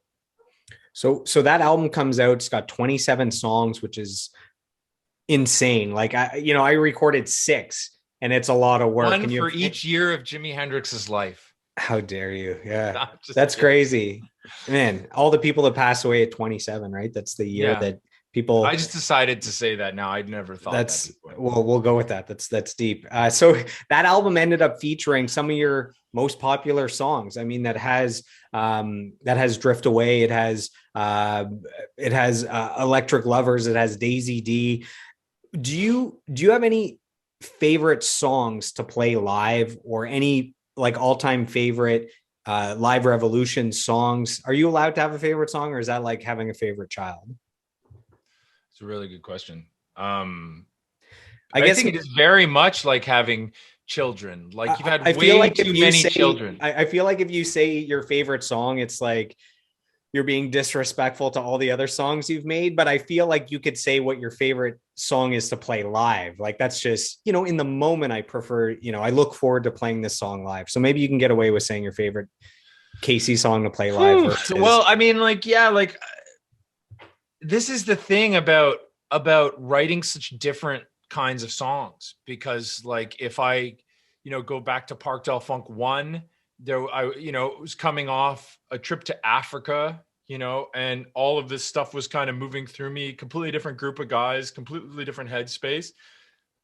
And those songs have a certain color and vibe and jazziness. And then, when I get to Parkdale Funk 2, it was like I think I was really trying to experiment with, like, the idea of calling it sides was the idea of having one side that was a little more rocky, more lyrical driven, songwriting, still funky, still with horns, still with all this kind of stuff, but a little more kind of like maybe that thing that rock does for me. Like the thing when I talk passionately about Soundgarden, or I talk passionately about Pearl Jam or Nirvana or any rock band. I mean, right now, one of the bands I love the most is the War on Drugs. Like, I love War on Drugs. Like, just that last album, everyone was recommending. Like, that was on the year-end list of best albums. It was on every list. I Don't Live Here Anymore, you mean? Yeah. Yeah. Oh God. I mean, I don't even get me started. I don't even want to talk about it. It's so good. Like, I mean, I had a very personal moment with that record, hearing it for the first time, where I was driving on a highway and I missed my exit. And by chance, I ended up getting off on the exit that led me to where I grew up. And then I was driving, and I went to the house I used to live in with my father that's not there anymore. And I went to the house where my parents were still together, and I went to the school that I used to go to. And I was just dude singing this shit, like, I don't live here anymore. And I was just like, this is a moment, man. Like, thank you for this record. And the deeper understanding the record before. So I guess there's this side to me, right, that loves, there's something about rock. And I use rock as just like a general term. Like when I think rock, I don't think like AC/DC. I don't think of rock as, to me, it's not the bombacity and the kind of like, bah, bah, bah. Like it's not that image and the Les Paul and the fucking cigarette and the leather jacket. Like some guys, that's rock and roll, you know? And to me, rock and roll is the way that energy is expressed. Like it's the way, like, the corner of rock and roll I like is where that real emotive songwriting touches that level of just open spirit aggression that comes out, right? That place where it's like an open note. It's like when you listen, you think, what is a good rock high note? It's a passionate, open, like from the gut, you feel it. And when it resonates and feels human, like that is fucking rock and roll, right? And to me, and it's like when lyrics are that way, when chords are that way, when music is that way, like it's something you can listen to a good soul song and get that, but it's different. It's like a different color, right? It's smoother, it's silkier, it's more contained, it's slicker. Whereas rock is a little more like reckless abandon, which I think is kind of beautiful. So when we made the first side of Park to Funk 2, that was where my head was on that side, is like, I'm going to let out these emotions that maybe shouldn't come out on a funk record. Like maybe this isn't something that goes with funk. And then on the other side, you know, all that shit, the jungle, the house, the Jamiroquai, this sort of like urban feeling of what funk is, like the Daisy D, the Get Out of My Life, Drift Away, you know, all that stuff kind of went on that side. And so to me, that was the separation of sides. So like with all that, and I'm not trying to escape the question, but it's like, you know, they each have a different thing. Like when we would play Daisy D live, like you're getting none of that visceral emotion of rock and roll out. You're getting none of that. Like I don't get to play a lot on guitar for Daisy D. I don't get to sing aggressively or find those energies in Daisy D, but you see the way it connects with different people, and you're there and you're like, man, this is kind of funky, and the keys take up more of a role, and it's more of a minimalist kind of song, but the melodies do a lot of the work and the story is there. I used to love playing Oh We're Young live because it was just so intense. Like it was like, yeah, like we'd come out of the gate, and like it's like, you know, it was like almost like regal, you know, like we'd play this thing and like people would kind of go like, what the fuck is that, you know? And so it's like every song kind of like Find You Again was a song that I wrote, and that's the one that had like a very tropical feel to it. It felt like very worldly. It was supposed to be a guitar intro to a song off Park Del Funk one I had called The Road to Jerusalem. And so a lot of times what I do is like, as you start to get bored with a song, not bored with a song, but you want to feel new moments with a song. Like you don't want to be a Vegas act that just plays a song down all the time. And so it's like kind of like I was like, man, like I'd like to come up with a guitar intro for this, for a moment on stage. And I came up with that, you know, I came up with that thing.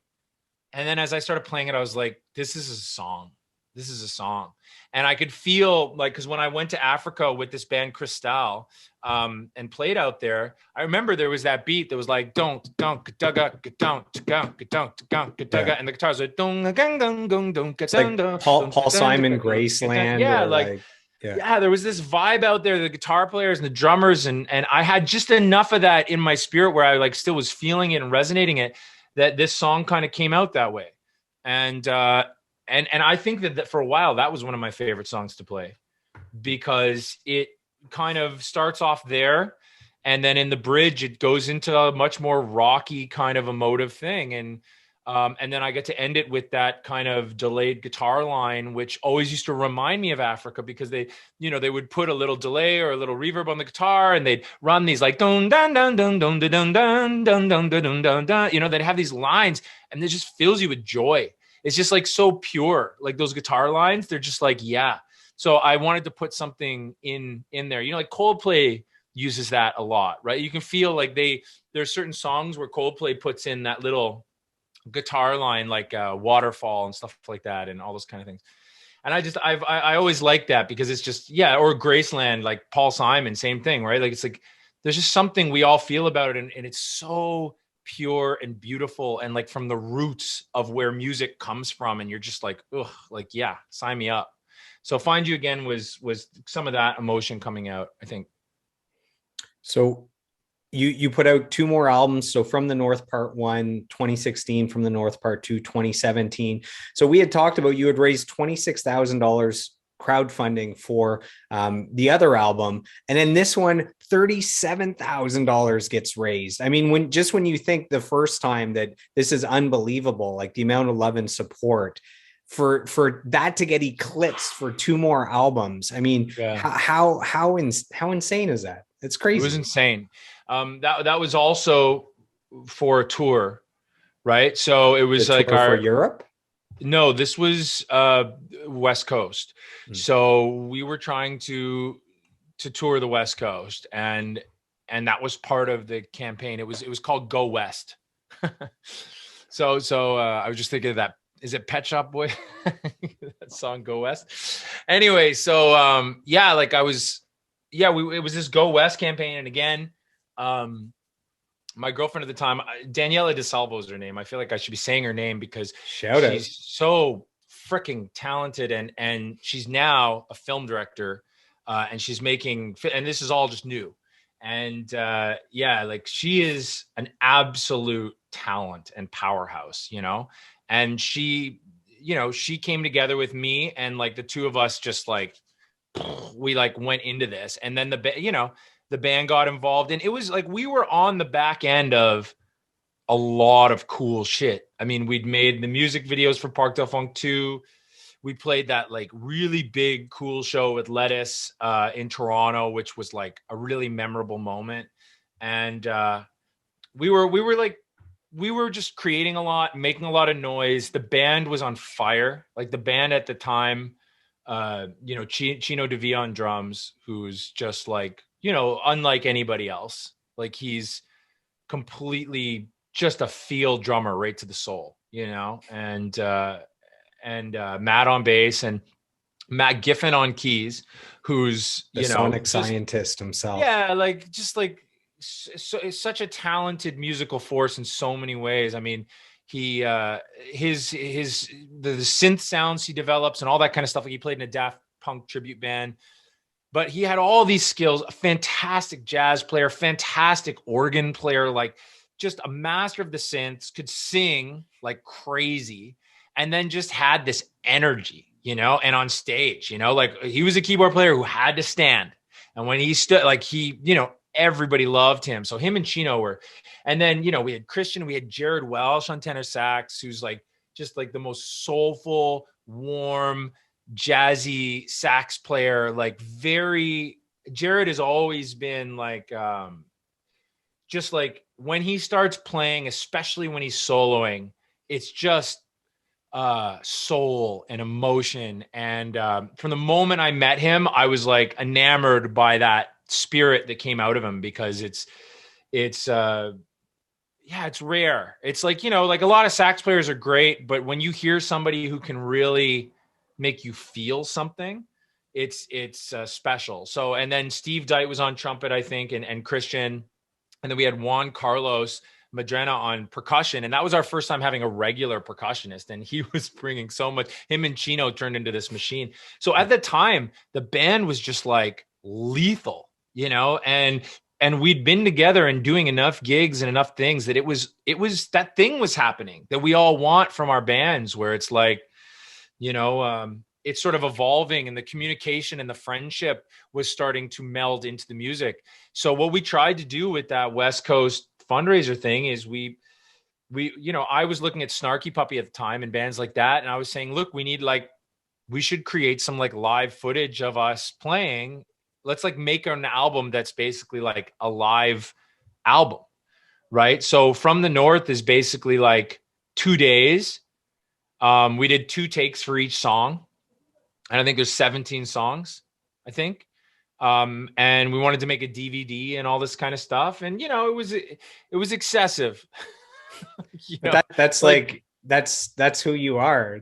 Yeah. Come on. I mean, it's definitely it's like something ambitious, I've been doing for a long time. I think that like, I definitely feel that changing inside myself. Like I definitely feel more drawn towards wanting to simplify. And I think it's also manifesting in the fact that I want to have a solo act that's more based around acoustic guitar or like my own thing, which is why I have my like Casey solo Instagram now and my KCLR official band thing. Is I'm trying to put a wedge between it.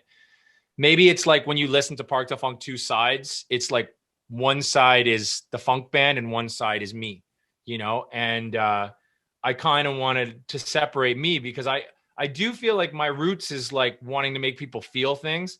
And I think that what happened with the funk band and doing so much is like, you've got this crazy horn section, you've got this ridiculous drummer, you've got, you know, this, you're like, how do I feature everybody? How do I turn this song into something that utilizes this Voltron, you know? And my thing was to go epic. Like, that's where I went. I was like, let's make this big crazy thing. Let's do this crazy thing. Because you sort of like lose track with the simplicity after a while. Like it's hard because it's just like coming from me, and I'm trying to use the tools that I think I have.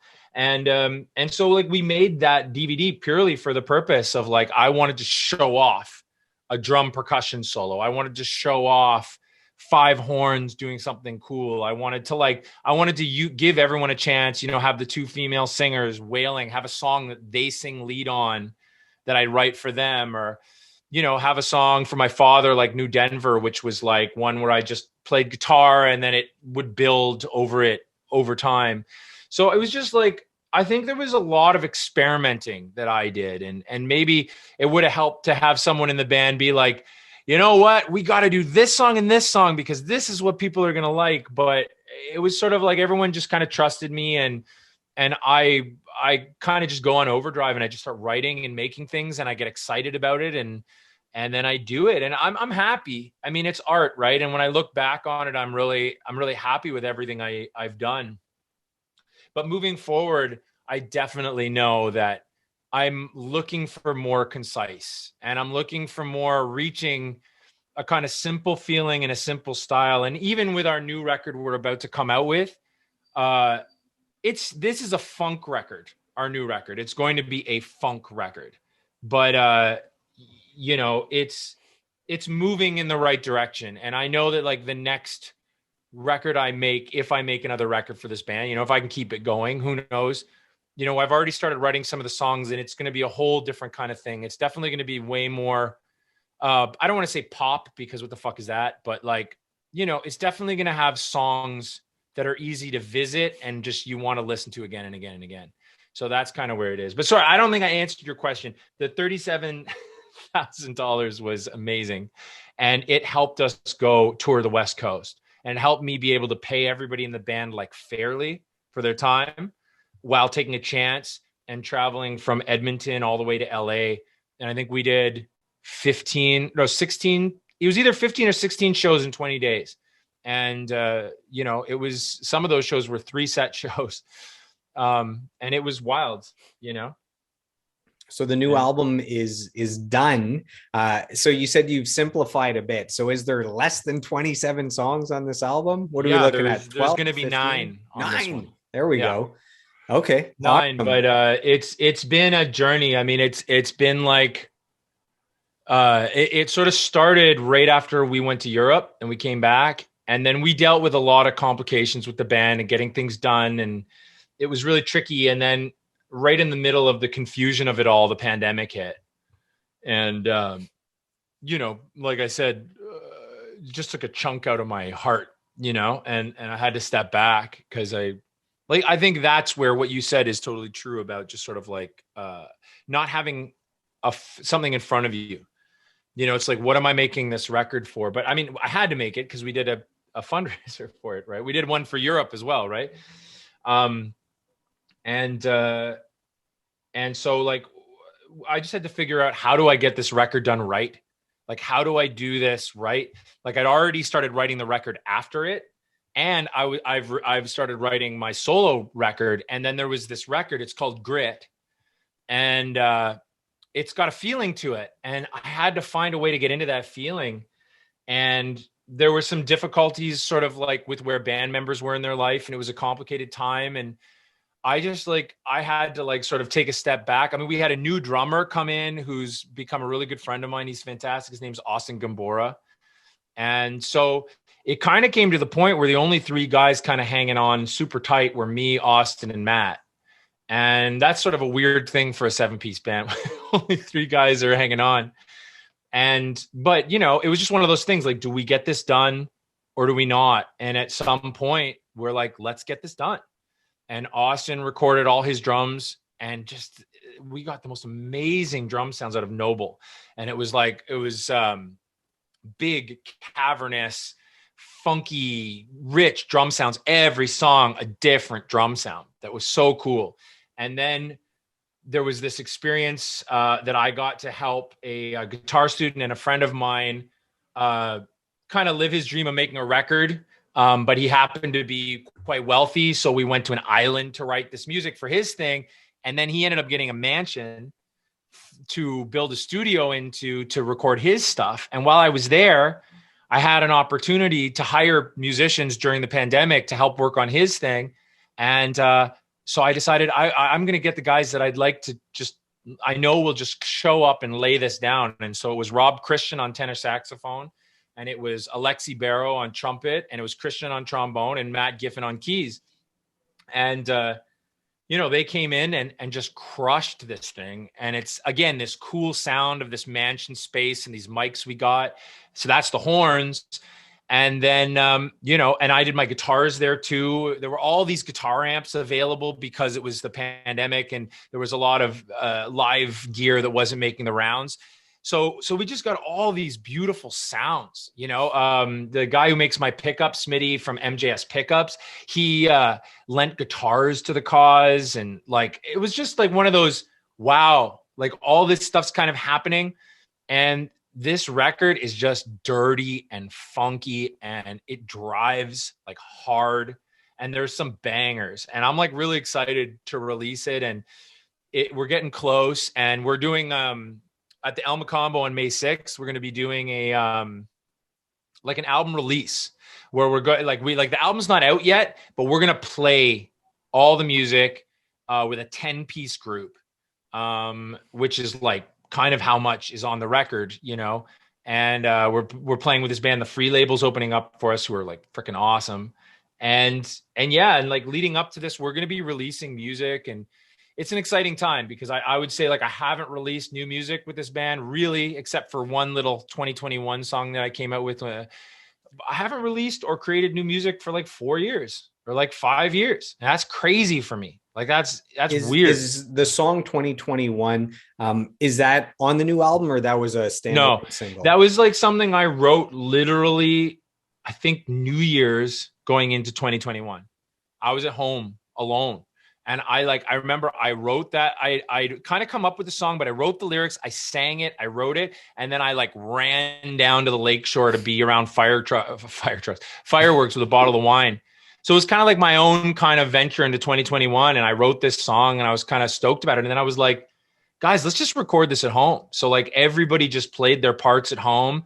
And then it was like, why don't we like send this to people and get them to dance to it and sing along? And so we sent it, and then like fans and friends like danced and sang along. And then, you know, it was just like, I needed that. I needed to do something, you know, and it felt good to like, yeah.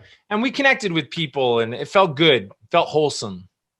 Is there, have you unveiled the name of the album yet, or is there? Yeah, well, we haven't unveiled it, but if somebody watched this far in the interview, I figure they deserve to hear it. This is a world debut. Yeah, no, the record's called Grit, and it's named after one of the songs on the record. And that's what we tried to make this record in every stage of it, from the drum sounds, the way we mic'd it, to like the way the guitars sound, to the way that the mixing engineer Ben Kaplan, who did Mother record and 5 Alarm Funk, like he put in Grit and added like his brilliant vision for it, and right down to Phil Dimitro, who mastered it. Like everyone along the way has been like, how do I make this gritty? How do I contribute to this record's kind of individuality? It's honestly, I could say it's like no record we've ever made in terms of the way it sounds. It's just like fearlessly and unapologetically a funk record, and it's going to be our first vinyl record we ever make. So it's got its own personality. And like, speaking of, records being like kids or songs being like kids, I mean, I'm just really glad we saw this thing through, and there were times where I was like, I didn't want to be in it because I wasn't in the mood of this kind of thing. And we just kept putting love and thought and care into like, what is this? Like, how is this going to come out? And how is this going to feel? And the musicianship and the playing is, I don't know. It's got some of the best musicianship and playing I've ever had on any record I've ever done. I mean, there's a couple horn solos on it that are just like, whoa, like they're like straight out of like 1970s, like just biggest fucking moments. And like, the band just played like a motherfucker. And we have Marito Marquez on percussion, and he's like a Grammy award winning like drummer. Dude, But I was dating someone and I went to a party, and the person I was dating, her best friend from her new college course was dating Marito. So I met him at the party and ended up seeing him play live. And wherever he's from, like he's from another country, he's like a national treasure wherever he's from. Yeah. No, he is. His band's big out there and he's huge. And he's like probably one of the best drummers like I've ever seen. Like, he's got to be one of the best drummers in Canada. And he jumped on percussion for the first time. Like, he'd never done percussion, like as like a percussionist, because Austin's a monster drummer too. So I've got these two forces like driving these songs. So the whole record just has this unrelenting kind of percussion drum thing, mixed with like a world-class horn section. Like, Alexi Barrow is like the trumpet player in Canada for just like, hitting those notes and adding that power and that taste that just make a track fucking work. And I was like, I don't want to use the word blessing because I never say it, but it was a blessing. It was a blessed. Hashtag blessed. It was. So I'm really excited for this record to come out. And, I just really hope people will keep an eye out and share and follow us, because, it's a difficult thing to keep it moving. And I want to keep paying respect to the musicians that lend their time and talents. And that's really like all that I hope for, is that, I can continue to do what I do, hopefully not be able to like sustain myself. But at the same time, I want to tour again. I want to take this band on the road. Like, I feel like, there's a lot of places that we could really spread some good vibes and inspire some people and move people. Right. And, so, in this time where it's like music's kind of being devalued and it's becoming like, a very, sort of like, you just expect it to be there. I think we got to support each other. We got to support musical acts. We got to try and keep adding value. And that goes for us as artists. We got to go out and support other artists. We got to help each other and show people the value of this, because it's like, I think after having these 2 years, to go back to like our first point, it's like, it's like a thing that I think affects the health of a society. Art affects the health of a society, and abstract music and music that pushes the boundaries, it keeps our brains in a place that like allows us to not feel so constricted and tightly wound into the infrastructure of this capitalist machine, this, social media, get on the next trend, get on the next Bitcoin, get on the next this. It's like, and it's like, we're like alive and we have one life, and like, we have to put some beauty back into this thing, And so I think musicians and artists are doing that. And so every little bit that people can support and help, it keeps us able to do this, So we're at the 2-hour mark now. I told you it would fly by. Now, yeah. Can you handle one final question, Casey? Yes, I can, it did fly by. You told me it was apparently I like to talk. Well, that makes for a good interview, right? The guests that just give you a yes or no answer. That's why I have 6 hours worth of questions. Is if the answers are just yes and no, I'm just blasting through questions. So it's Casey, you gave us the goods. You gave us how you feel. You gave us the insights on where the music comes from and the inspiration and all that stuff. So my final question, you had mentioned that you got a guitar, I believe at 7 years old for your birthday. If you could go back in time and you could sit down next to that 7 year old that is picking up that new guitar for the first time, and you could share some advice. So all the life you've lived since 7 years old. So the triumphs and the heartbreaks and the lessons and the mentorship and the goals and all that stuff. What advice do you give to cute little 7 year old Casey, barely able to fit his hand around the neck of the guitar?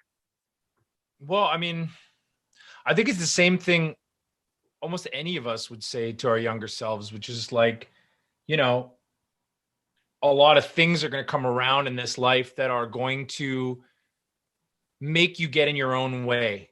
And, you know, like it's tough sometimes to really, really believe in yourself, and believe in what can be done. And, you know, I think it's just like, we all just need to like encourage that young 7-year-old version of us that we all have inside of us, right? Like we all have like a younger person inside of us that's like the sort of purity that's been stained by like a million different things, you know, like rings of a tree, you know.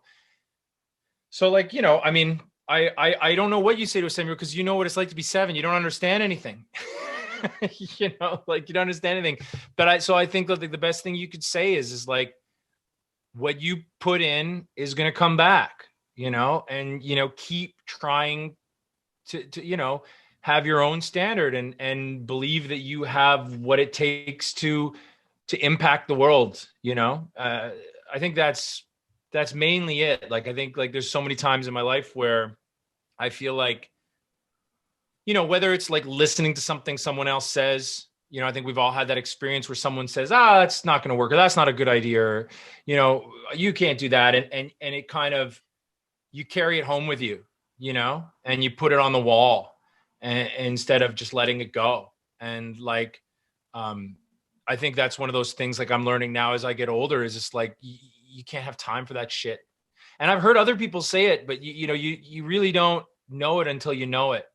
And I think especially as you get older, right, you start to go like, time is like valuable and you don't want to waste it. You want to spend it on the things that are growing and being productive, and anything that blocks that is just, yeah, it's damaging.